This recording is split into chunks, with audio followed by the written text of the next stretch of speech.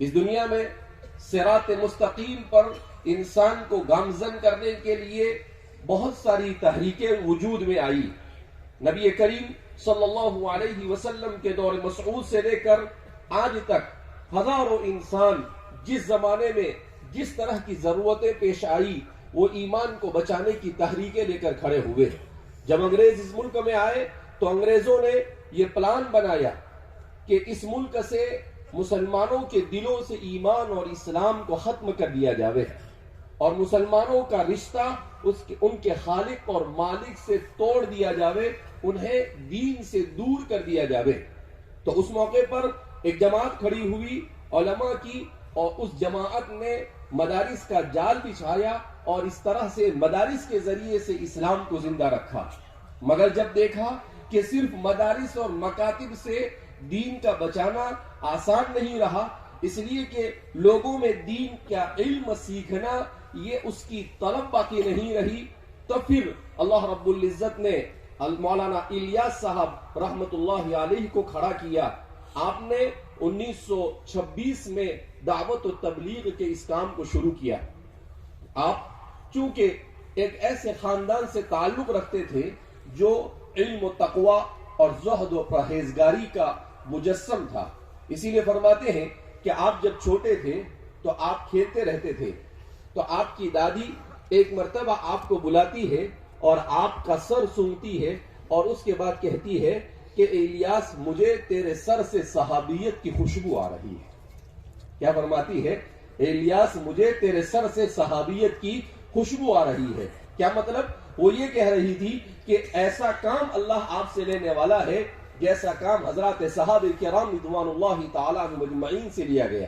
ایسے بچے کب وجود میں آتے ہیں؟ حضرت قاری طیب صاحب فرماتے ہیں کہ حضرت مولانا الیاس صاحب کی والدہ یہ نماز کا اتنا اہتمام فرمانے والی تھی کہ جب اذان ہو جاتی تھی اگر وہ روٹی پکاتی تو روٹی اگر اس نے توے پر رکھا ہوتا انہوں نے تو اذان ہونے کے بعد ویسے ہی چھوڑ کر وہ نماز کے لیے چلی جاتی تھی.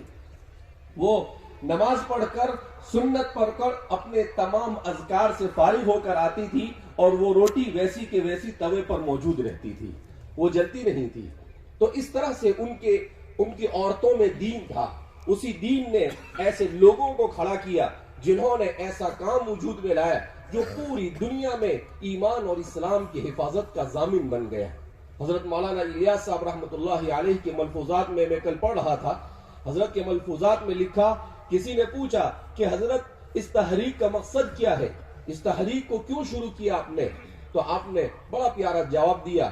آپ نے کہا کوئی کہتا ہوگا کہ اس تحریک کا مقصد لوگوں کو نماز پڑھانا ہے، کوئی کہتا ہوگا اس تحریک کا مطلب روزہ رکھوانا ہے. کہا نہیں، میری اس تحریک کا مقصد یہ ہے کہ زندگی کے ہر شعبے میں مسلمانوں میں ایمان اور اسلام زندہ ہو جائے، دین زندہ ہو جائے زندگی کے ہر شعبے میں، کہ مسلمان اس تحریک سے جڑنے کے بعد وہ دین حاصل کرے اور اس تحریک سے جڑنے کے بعد وہ تجارت کرے تو اسلامی طریقے کے مطابق، وہ نوکری کرے تو اسلامی طریقے کے مطابق، وہ پوری زندگی صبح سے لے کر شام تک کی اپنی زندگی سوائے اس مقصد سے گزارے کہ اس کی پوری زندگی اللہ کے دین کے تابع ہو جائے. کہا میں نے اس مقصد سے اس تحریک کو شروع کیا. تو اس لیے ہم سب جمع ہوئے ہیں اور الحمدللہ اللہ رب العزت کی توفیق اور اس کے فضل سے جمع ہوئے ہیں. اس میں میرا اور آپ کا کوئی کمال نہیں ہے، اس لیے کہ ہمارے دل اللہ کی دو انگلیوں کے درمیان ہے. یقلبها کیف یشاء، اللہ جیسے چاہتا ہے اسے پھیرتا ہے. اللہ رب العزت نے ہمارے دلوں کو متوجہ کیا کہ جاؤ احمد نگر میں ہونے والے اس اجتماع میں شریک ہو جاؤ اور اپنے ایمان کی بیٹری جو لو ہو چکی ہے اس کے چارجنگ کو اسے پھول کر لو، تاکہ تم ایک نئے تازگی کے ساتھ اور نئے ایمان کے ساتھ، نئے جوش اور جذبے کے ساتھ دوبارہ اپنے دیہاتوں کی طرف لوٹو اور اس طرح سے ایمان کی محنت میں اپنے آپ کو لگاؤ. ملک کے چپے چپے میں، دنیا کے چپے چپے میں پہنچ کر اللہ کے دین کا پیغام پہنچاؤ. تو میرے بھائیو، دوستو، بزرگوں، ضرورت اس بات کی ہے کہ ہم ایمان اور اسلام کی اس تحریک کو سمجھے. حضرت نے اس تحریک کو 1926 میں شروع کیا اور 1944 میں حضرت مولانا الیاس صاحب رحمت اللہ علیہ اس دنیا سے رحلت فرما گئے.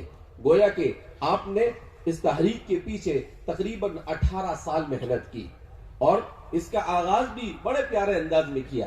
فرماتے ہیں کہ جب آپ دہلی آئے اور آپ نے اہل میوات میں دیکھا کہ دین کمزور ہے. اہل میوات خود کہتے ہیں کہ اگر حضرت مولانا الیاس صاحب کی تحریک کھڑی نہ ہوتی تو شاید میوات کا پورا علاقہ یہ ارتداد کا شکار ہو جاتا. مگر اس تحریک کی برکت سے وہ ایمان پر باقی ہی نہیں رہے، بلکہ ان میں ایسے بڑے بڑے علماء وجود میں آئے جنہوں نے صرف میوات میں نہیں بلکہ پورے ملک میں اپنا اثر و رسوخ دکھایا.